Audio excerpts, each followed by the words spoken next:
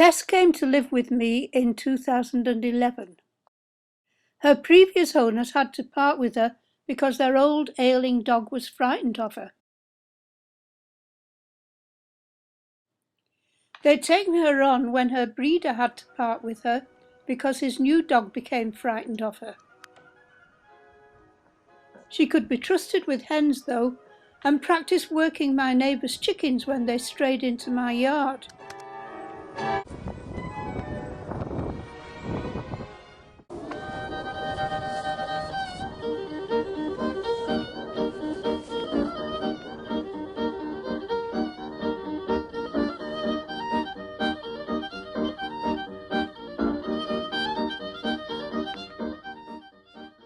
She wasn't good with other dogs, but children loved her, and she was great with cats. She loved kittens too, and was able to find a new litter wherever their mum tried to hide them. This was a skill I really missed when she became deaf. I thought she might make a good mum, and I introduced her to a very nice Springer Spaniel, but she just wanted to kill him.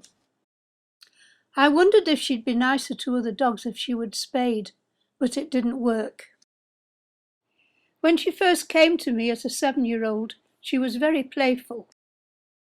Her breeder had her working sheep, but often lost his temper when she ignored him and wrongly anticipated his instructions. My first experience of this was when moving my sheep between fields on opposite sides of the track, through opposite gates.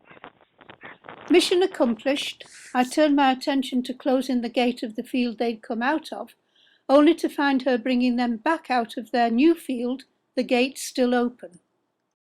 What a mistake at the maker!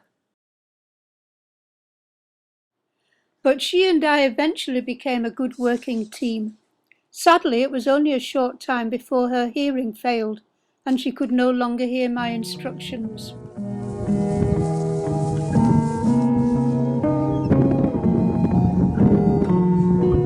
Come on, Tess, get him!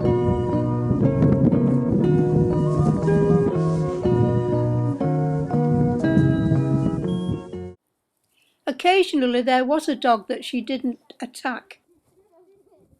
Andy and family came to stay and brought their young dog Mac. He and Tess got on like a house on fire. All the dogs are getting on, that's fine. Yes, absolutely.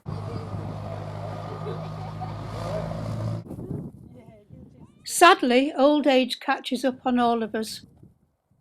She was already arthritic and a bit deaf when she succumbed to canine geriatric vestibular disease. If she could stay on her feet at all, it was with her head tilted to one side, and she often fell over.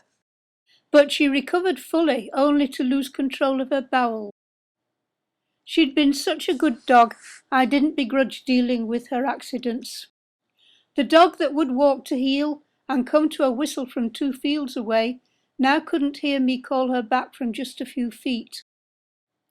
When she passed away in January 2020, she was just 2 months off 16 years old.